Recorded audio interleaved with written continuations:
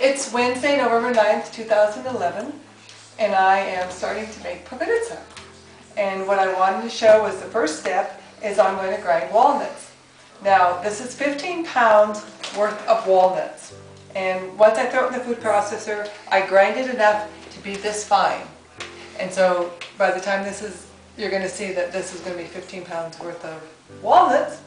And then the next step will be making up the dough and making up the spread for the Povitica. Thank you.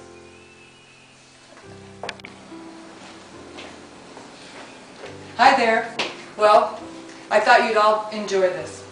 I am kneading the dough for the Povitica that I'm making on this Veterans Day, November 11th, in 2011. I started a little bit late this morning, but with all things considered, I think it'll get done.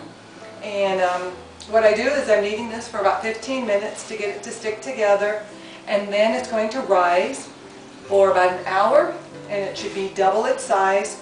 And at that point, then I'll go ahead and separate it out into loaves and get it ready to spread out here on the table.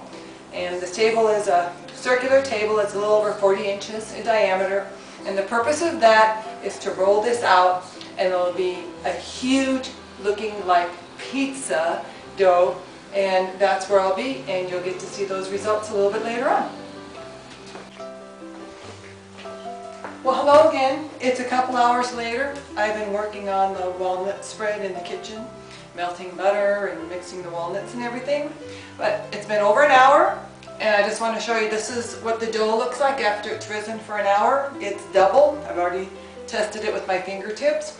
So now what I'm going to do is I'm going to cut it into quarters and then put it in 4 pans, let it rise again for about 15-20 minutes, and then I'll start with the first quarter, which I'll spread out here and start putting the walnut mixture on it.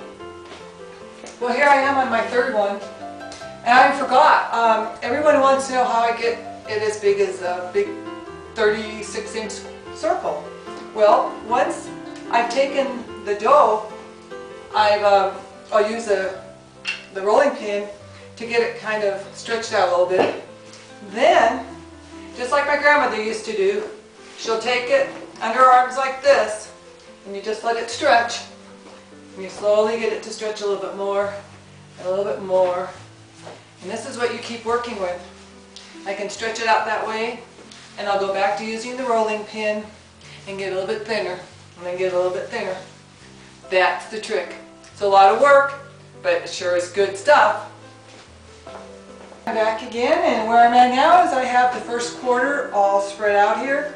So just to give you an idea, this is a 36-inch yardstick, and if we lay it across here, we've got a little bit, it's almost about 40 inches,